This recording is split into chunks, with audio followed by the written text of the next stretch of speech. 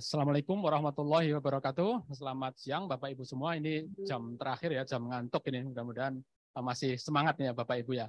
Ya, jadi saya Suhud dari PT Medion akan men-sharingkan ya tentang apa yang harus kita lakukan nanti di kita menghadapi El Nino. Judulnya yang saya ambil yaitu pengaturan mikroklimat kandang hadapi El Nino. Nah, nanti di dalam pengaturan mikroklimat ini apa saja yang harus kita perhatikan?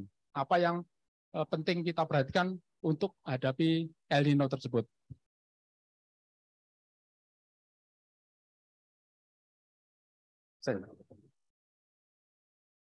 Oke, next coba dari sana.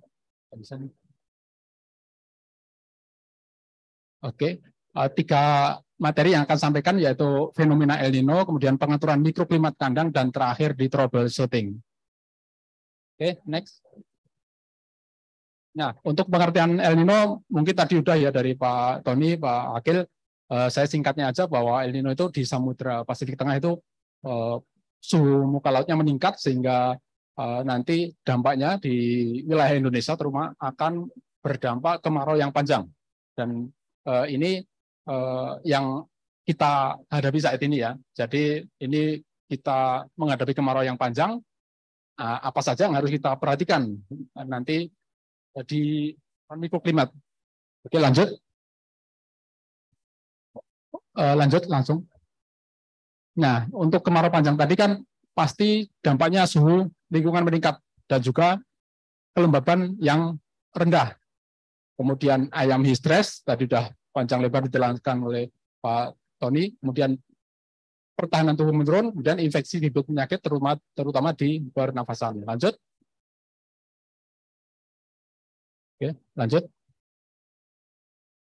Nah, yang inti pembahasan kita yaitu di pengaturan mikroklimat kandang. Seperti apa pengaturannya? Coba lanjut. Nah, ini kita akan sampaikan kandang open dan close, karena kita masih juga temui kandang open gitu, dan kandang close. Maka kalau di kandang open yang perlu kita perhatikan nanti adalah tinggi kandang. Ini hubungannya dengan nanti sirkulasi di dalam kandang. Sirkulasi udara, karena kalau kandang open kan tentunya sangat tergantung dari lingkungan luar. Kita tidak bisa mengendalikan, beda dengan closed house. Kualitas udara sehingga akan baik kalau sirkulasinya baik, sehingga produksinya maksimal. Oke, lanjut. Kemudian antisipasinya bisa kita menambahkan semacam paranet atau jaring. Ini tujuannya untuk mengurangi paparan sinar matahari yang akan masuk ke dalam kandang. Karena paparan sinar matahari secara langsung akan mempengaruhi suhu dan kelembaban di dalam kandang. Lanjut. Kemudian ada juga yang menambahkan kipas tambahan. Ini untuk kandang open. Kalau memang sirkulasinya di dalam kandang sudah tidak bagus, bisa kita tambahkan kipas tambahan baik yang di atas maupun di bawah. Dan ini sangat signifikan memperbaiki sirkulasi udara di dalam kandang. Lanjut. Kemudian ada juga penambahan sprinkle atau fogger. Ini untuk menurunkan suhu ekstrim panas dengan kita memanfaatkan evaporasi. Penambahan sprinkle ini bisa di atas atap atau penambahan fogger di dalam ruangan kandang. Tapi kita harus waspada karena dampaknya adalah menambah kelembaban di dalam kandang. Nah, lanjut. Ini mungkin lanjut saja. Lanjut. Nah, untuk closed house kita jelaskan bagaimana kita mengatur mikroklimat kondisi di dalam kandang. Karena dalam kandang closed house kita bisa atur suhunya, kecepatan udaranya, kemudian kelembaban. Maaf ini ya, ini kelembaban ya, suhu dan kelembaban ini yang di sebelah kiri, suhu dan kelembaban udara. Nah, kita harus perhatikan 3 poin penting di sini. Kalau wind speed-nya kecil, maka RH lebih kita prioritaskan daripada suhu. Kalau wind speed-nya tadi kalau yang pertama, kalau tidak ada wind speed, RH lebih prioritas daripada suhu. Tapi kalau wind speed-nya kecil, maka RH dan suhu ini sama-sama prioritas. Kalau wind speed-nya tinggi, biasa di periode ventilasi maksimum, maka suhu lebih prioritas daripada RH. Nah, ventilasi yang tidak tepat, dampaknya di dalam kandang closed house bisa seperti nanti dampak liternya cepat lembab, cepat menggumpal, amoniaknya tinggi.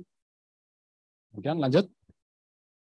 Nah, suhu yang tinggi tadi kita bisa turunkan dengan penurunan wind chill effect. Ini dari adanya kipas, adanya kecepatan udara. Nah, kalau kecepatan sudah maksimal, ada batasan di umur pemeliharaan, maka kita bisa gunakan pendinginan secara evaporatif, yaitu dengan cooling pad. Tapi dalam sistem evaporatif di kandang closed ini sifatnya dinamis, karena bisa dipengaruhi dari suhu luar yang sangat tinggi, kemudian dari kelembaban udara luar, dari kelembaban sel pad itu sendiri, dan juga dari kebersihan sel pad. Nah, pada musim kemarau yang panjang ini tentunya kita harus kontrol dari kondisi-kondisi tersebut. Oke, lanjut. Kemudian ini efektivitas cooling pad. Memang cooling pad ini sangat efektif mendinginkan suhu. Tapi ada yang membatasi, yaitu tingkat kelembaban. Semakin rendah kelembaban akan semakin efektif cooling pad. Semakin tinggi kelembaban, maka semakin tidak efektif pendinginan dari cooling pad tersebut. Kemudian yang keempat, kebersihan sel pad harus kita perhatikan secara rutin. Ini kalau kita lihat skema di sini bahwa yang paling gambar kiri ini adalah kondisi RH-nya 70%. Ini efektivitas pendinginan mungkin hanya di kisaran 31 derajat, suhu 34 menjadi 31. Kalau yang kelembabannya 40%, ini bisa kita lihat tadinya 34, setelah cooling pad berjalan sekitar 75% pendinginan, maka akan menurunkan suhu sampai 26,7. Ini sangat efektif kalau kelembabannya rendah. Oke, lanjut. Nah, kemudian cooling pad ini di samping dia mendinginkan kandang dengan efek evaporasi, juga ada sedikit penyaringan udara dari cooling pad. Beda kalau yang tidak ada cooling pad, karena akan ada sedikit penyaringan udara meskipun tidak efektif, tapi tetap ada efek penyaringan udaranya. Ini keunggulannya daya serapnya tinggi, tahan air, dia anti jamur, dan efisiensi pendinginannya bisa sampai 80%. Ya, lanjut. Kemudian yang ketiga akan kita sampaikan troubleshooting apa saja di dalam kandang kalau menghadapi musim kemarau panjang tadi atau El Nino. Oke, lanjut. Nah, kemarau panjang ini yang utama harus kita perhatikan adalah di sistem ventilasinya. Karena ini sangat mempengaruhi nanti dari suhu yang ekstrim dari luar. Kalau ventilasi kita tidak tepat, maka akan tambah parah nanti perform hasil ayam yang kita pelihara. Oke, lanjut. Nah, untuk kipas sendiri ini harus kita perhatikan kapasitasnya, karena kapasitas kipas sangat menentukan hasil wind speed yang dihasilkan, ataupun total meter kubik udara yang dihasilkan. Maka harus benar-benar kita cek berapa sih kapasitas kipas yang kita pasang, atau kalau misalnya sudah lama penggunaan harus kita cross check dengan alat. Dengan alat kita estimasi, oh ternyata kipas saya kapasitasnya sudah menurun, harus kita upgrade atau kita perbaiki untuk kapasitas kipas tersebut. Oke, lanjut. Kemudian suhu yang ekstrim di dalam kandang closed bisa kita atasi, salah satunya yaitu dengan kita menambah paranet atau jaring di luar area cooling pad. Ini tujuannya apa? Untuk membuat suhu udara yang akan masuk ke sel pad tadi sudah mengalami penurunan karena sifatnya teduh. Kemudian bisa lagi ditambah dengan kanopi yang lebih panjang, karena dengan adanya kanopi tentu saja udara di bawah kanopi dia sudah turun dulu suhunya. Sebelum masuk kandang dia sudah turun dulu. Tadinya dari luar misalnya 37 atau 36, setelah ada di bawah kanopi tentunya akan lebih rendah lagi karena sifatnya kan ada kanopi tadi menjadi lebih teduh, sehingga cooling pad akan lebih efektif lagi karena suhunya sudah turun dulu. Kemudian yang harus kita perhatikan dari cooling pad adalah tingkat basah sel pad.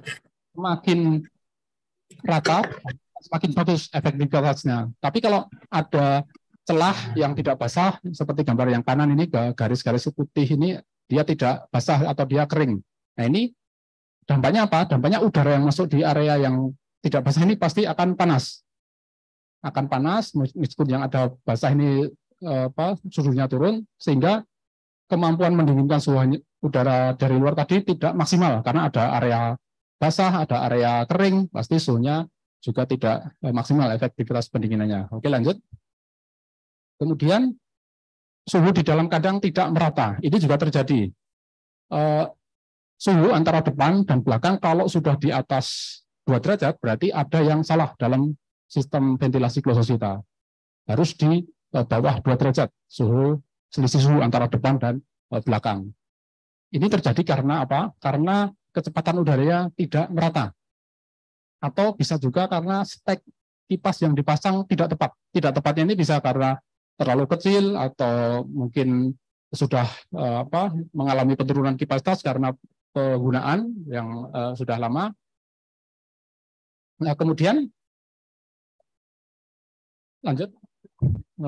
Nah, ini kalau kita lihat sebaran panas dengan termometer infrared, ini akan tampak di sini. Kalau yang suhu lebih panas, yang gambar kiri, ini terjadi karena ternyata kecepatan udaranya hanya 1,5. Sedangkan yang gambar kanan, ini lebih dingin ya, artinya warnanya lebih gelap, dia kecepatan udaranya 2,5 meter per detik. Nah, dari sini kan kita bisa simpulkan bahwa sebaran panas ini dipengaruhi oleh kecepatan udara.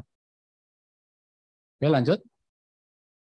Kemudian ada juga yang sudah menerapkan sistem tunnel door. Sistem tunnel door ini mengarahkan angin ke arah atas di level plafon itu ya, arah anginnya, bukan langsung drop ke area ayam. Karena untuk menghindari windshield efek yang berlebih di area ayam. Kalau tidak ada tunnel door-nya, angin langsung drop ke area ayam sehingga ayam akan merasakan efek windshield yang berlebih. Nah, ini kita atasi dengan penambahan tunnel door dengan kemiringan maksimal di 45 derajat. Kalau sudutnya kita lebarkan lagi sampai 60 derajat atau sampai bahkan 90 derajat, ini sudah tidak efektif lagi karena angin yang masuk tetap akan jatuh karena sudutnya di bawah 45 derajat. Oke, lanjut. Kemudian harus kita hindari juga di dalam kandang ini ada berbagai macam blocking seperti tumpukan pakan, tumpukan sekam, atau benda-benda yang menghalangi seperti karung, plastik, tirai, dan sebagainya. Ini harus kita bersihkan. Tujuannya apa? Supaya udaranya tidak ada yang menghalangi aliran udaranya. Oke, lanjut. Kemudian density juga harus kita perhatikan. Kalau terlalu padat, ya pasti pertumbuhannya nggak akan optimal. Mungkin kalau sudah dari awal padat, kita solusinya dengan penjarangan atau panen sebagian. Kalau density-nya terlalu longgar, ya kapasitas kandang tentunya tidak optimal. Ini bisa kita atasi dengan penambahan populasi maupun pengurangan ventilasinya. Oke, lanjut. Nah, yang keempat yaitu blank spot, ini adalah area tertentu di dalam kandang yang tidak ada angin atau bahkan nol, tidak ada pergerakan udara. Ini terjadi di kandang closed karena tidak seragamnya atau tidak uniform sebaran udara. Atau ada area yang kosong, biasanya di area depan atau di area kanan kiri setelah area selpet ini mati angin. Ini harus kita hindari. Oke, lanjut. Caranya seperti apa untuk hindari blank spot tadi? Yang pertama, kita harus membuat inlet dan outletnya tadi seimbang. Inlet itu tempat udara masuk, outlet tempat udara keluar. Ini harus seimbang. Jangan sampai inlet berlebih atau sebaliknya outlet berlebih, harus seimbang. Sesuai dengan kebutuhan udara dan kecepatan, batasan kecepatannya. Karena di setiap pemeliharaan tentu saja ada batasan wind speed-nya. Ini harus kita sesuaikan. Jangan sampai area inletnya berlebih. Oke, lanjut. Kemudian yang kedua, kita harus hindari area selpet tadi terdapat sumbatan. Sumbatan ini bisa dari kerak. Kerak ini karena adanya biasa airnya mungkin kualitas mineralnya tinggi sehingga banyak yang mengendap, atau kalau yang paling gambar kiri ini adalah sumbatan karena kotor gitu ya, misalnya ada sarang laba-laba atau debu yang banyak menempel. Kita usahakan selpet kita harus seperti gambar yang kanan, paling kanan ini bersih, tidak ada hambatan. Oke, lanjut. Kemudian kita harus rutin membersihkan selpet dengan sikat yang halus gitu ya, supaya tidak merusak selpetnya. Atau kita cuci tentunya dengan tekanan yang rendah ya, karena kalau tekanan tinggi dia akan merusak si selpet tersebut. Oke, lanjut. Nah, ini yang keempat juga kita harus hindari kandang adanya kebocoran. Ini harus kita hindari, baik dari plafon yang bocor, atau dari pintu yang tidak rapat atau bocor, atau dari tirai samping yang tidak menutup rapat. Ini harus kita hindari semua. Kemudian lanjut. Kemudian untuk menambah angin di level ayam, ada juga yang kita menerapkan penambahan baffle atau spoiler. Ini tujuannya apa? Tujuannya untuk memperkecil luas penampang kandang. Kalau semakin kecil luas penampang kandang, tentu saja wind speed-nya akan tinggi. Tapi yang perlu diingat, luas penampang kandang ini harus seimbang dengan kapasitas kipasnya. Karena kalau kapasitas kipas tidak seimbang dengan luas penampang, dampaknya apa? Dampaknya kalau kapasitasnya lebih kecil daripada luas penampang, pasti anginnya akan rendah. Maka harus kita sesuaikan luas penampang kandang tadi dengan kapasitas kipas yang ada. Oke, lanjut. Kemudian ini tentu saja ya, dari kondisi kipas, fan belt, shutter, puli, dan semua harus dalam kondisi bagus supaya wind speed yang dihasilkan juga maksimal. Oke, lanjut. Kemudian yang kelima, yaitu kelembaban rendah. Di musim kemarau ini pasti ya kelembaban rendah. Ini dampaknya debu pasti akan berlebih. Standar debu yang ideal kan di bawah 3,4 mg per meter kubik. Nah, kalau kita akan melihat kandang yang berdebu, kita lihat paling belakang di area exhaust fan, pasti akan terlihat banyak debu yang menempel di area exhaust fan. Ini dari luaran cooling pad bisa kita tambah paranet ya untuk mencegah debu yang masuk ke kandang. Kemudian lanjut. Nah, untuk kelembaban yang rendah tadi bisa kita operasionalkan cooling pad. Kalau memang sudah ekstrim panas dan kelembaban rendah, kita operasionalkan cooling pad untuk menurunkan suhu sekaligus menurunkan humidity atau kelembabannya. Nah, tapi yang perlu diingat dari pengoperasian cooling pad ini adalah nanti target batas RH, kemudian start cooling pad nyala, dan durasi on-off-nya. Ini bisa kita lihat nanti dari misalnya durasi on kita hitung dari seberapa lama dari atas sampai bawah ini basah. Misalnya ternyata di 2 minggu pertama setengah menit cukup, kemudian 20 menit baru mulai kering, berarti 20 menit jarak off-nya. Tapi nanti mungkin di minggu ketiga atau keempat sampai panen, ternyata 2 menit dia baru basah merata. Berarti target on-nya adalah 2 menit. Kemudian target off-nya adalah misalnya kita cek kalau kita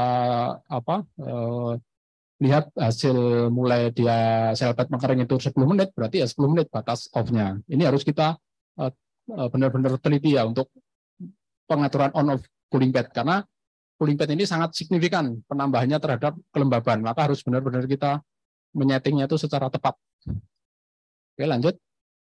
Nah, kemudian suhu air minum ini juga penting kita perhatikan. Tadi ya Pak Akil juga sudah menyampaikan di toren harus ada atapnya, ini untuk menjaga suhu air minum ya. Kemudian di kondisi panas juga yang perlu kita perhatikan yaitu biofilm yang ada di saluran nipple. Ini harus kita perhatikan karena dia cepat terbentuk dengan kondisi suhu yang panas di line nipple. Ini solusinya bisa kita tambahkan alat harsonik ya, tujuannya untuk menghalangi pembentukan dinding biofilm tadi sehingga tidak terbentuk. Selain kita menginstruksikan anak kandang harus rajin flushing line nipple-nya ya, di pemasangan harsonik ini juga membantu terbentuknya biofilm. Oke, lanjut. Nah, ini dari pemaparan saya tadi bisa saya simpulkan ya bahwa fenomena El Nino ini memang ciri utama yaitu memang rendah curah hujannya, kemudian suhunya tinggi, kelembaban rendah. Tapi ventilasi yang tepat ini menjadi kunci sehingga ayamnya nyaman dan produksinya optimal. Bisa kita lakukan dengan kipas tambahan untuk yang kandang open, atau kita tambah sprinkle atau fogger untuk yang kandang open. Dan yang ketiga untuk kandang closed harus kita perhatikan yaitu keseimbangan antara inlet dan outlet. Ini benar-benar harus seimbang. Jangan sampai inletnya over atau sebaliknya outletnya yang over. Kemudian keempat, pengaturan kecepatan udara. Ini tentunya sesuai dengan batasan umur pemeliharaan gitu ya. Karena semakin bertambah umur, semakin tinggi batasan wind speed-nya. Kemudian menjaga kondisi cooling pad. Tadi dari kebersihan cooling pad, kemudian dari kerak-kerak yang ada di sel pad ini harus kita jaga. Jangan sampai nanti mengurangi efektivitas pendinginan kandang. Kemudian terakhir untuk di line nipple tadi bisa kita tambahkan harsonik di line nipple untuk membantu terjadinya pembentukan biofilm. Demikian pemaparan dari saya. Saya cukupkan sekian. Assalamualaikum warahmatullahi wabarakatuh.